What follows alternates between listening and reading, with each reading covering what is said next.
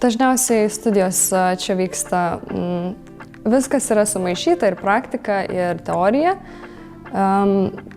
Manau, kad daugiau šiame universitete yra praktikos, tai ta teorija lieka kaip ir labiau individualiai. Kai studentai pabaigia šį universitetą, jie jaučiasi stipresni, jie jaučiasi daugiau galintys pradėti kažką ar tai dirbti, kaip aš, pavyzdžiui, kineziterapijos programą, tai aš jaučiuosi tikrai stipresnė, nes aš įgausiu tos praktikos tikrai daug. Studijuojant Lietuvos sporto universitete vienareikšmiškai reikia ištvermės, nes nebūna visą laiką lengva, daug ir teorijos, ir praktikos, ir viskas sujungta kartu, ir tikrai studentam yra ką veikti, kad prisitaikyti. Vienu žodžiu apibūdinčiau šį universitetą gal kaip įkvepiantis, nes mes turime daug tos užklasinės veiklos, daug visokių konferencijų.